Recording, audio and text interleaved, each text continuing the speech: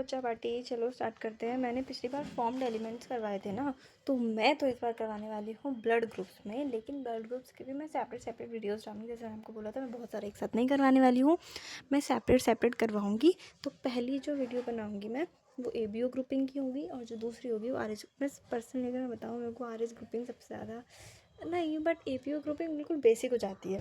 लेकिन होता है ना, AB नेगेटिव है, पॉजिटिव है, B पॉजिटिव, वो पता है लोगों को राज पता नहीं होता। लोगों को नॉर्मली लगता है कि एक ही ग्रुपिंग होती है। पॉजिटिव नेगेटिव का केस लोग समझते नहीं है।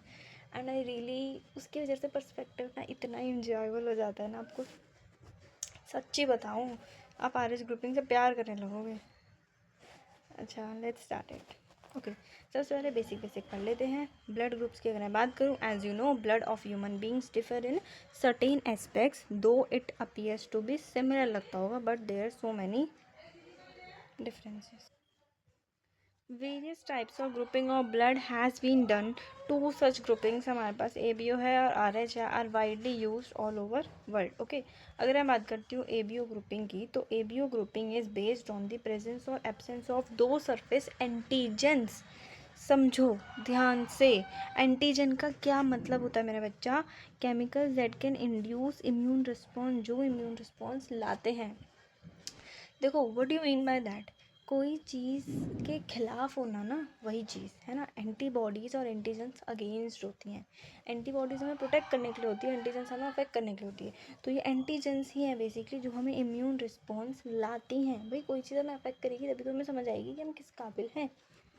ऑन दी RBC, याद रखना, RBC के सरफेस पर ही एंटीजन होते हैं। A और B दो ही एंटीजन होते हैं और कोई नहीं। सो बेसिकली मेरी बात सुनो। Similarly the plasma of different individuals contain दो नेचुरल एंटीबॉडीज़ ही होती हैं। वैसे ही एंटीबॉडीज़ आर प्रोटीन्स। क्या होती हैं? प्रोटीन्स होती हैं, जो प्रोड्यूस होती हैं इन रिस्पॉन्स टू एंटीजेंस, यानी अगेंस्ट होती है। साफ साफ द डिस्ट्रीब्यूशन ऑफ एंटीजेंस और एंटीबॉडीज़ AB और O, ये चार तरीके की हो गई। You probably know during the blood transfusion और any blood can not be use, कुछ भी हम यूज़ नहीं कर सकते ऐसे, है ना।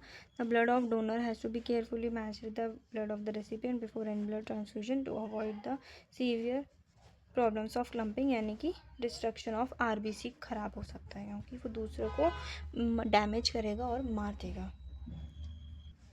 सो बेसिकली देखो, ब्लड ग्रुप अगर A है ना, तो यानी कि RBC के सरफेस पे एंटीजन जो होगा A को, याद रखना, एंटीजन RBC के सरफेस पे होता है और एंटीबॉडी प्लाज्मा के सरफेस पे होती है।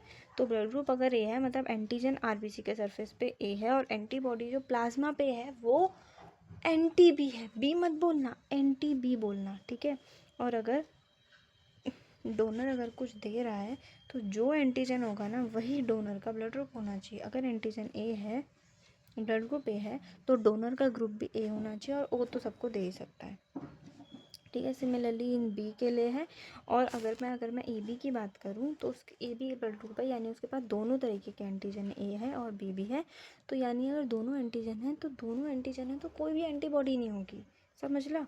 तो बेसिकली नहीं, कोई एंटीबॉडी नहीं होगी, क्योंकि उसके अगेंस्ट होती है, ठीक है। वैसे यहाँ पे B था तो एंटी A था, ठीक है, तो यहाँ पे कुछ भी नहीं होगा। और बेसिकली डोनर का ब्लड ग्रुप ए भी दे सकता है, वो B भी दे सकता है, वो AB भी दे सकता है, और O तो दे ही सकता है। तो वैसे ही अगर O ब्लड ग्रुप है, तो एक चीज़ ध्यान से समझना, दो ही एंटीजन होते हैं, O नहीं होता। आप पढ़ोगे नहीं, प्रिंसिपल वाले चैप्टर में, उसमें पढ़ोगे दो ही एंटीजन होते हैं, दो तरीके के अलग अलग शुगर बनते हैं, और O कोई भी शुगर नहीं बनाता, इसीलिए O कोई भी एंटीजन नहीं है, ठीक है। तो कोई एंटीजन नहीं होता है अगर O ब्लड ग्रुप है, तो डोनर का ग्रुप भी O ही होना चाहिए, और कोई नहीं, क्योंकि O है, O के खिलाफ कुछ नहीं। एंटीबॉडीज़ NTA और NTB हैं। From above mention table it is evident that O blood group जो है वो सबको डोनेट कर सकता है, इसलिए वो यूनिवर्सल डोनर है।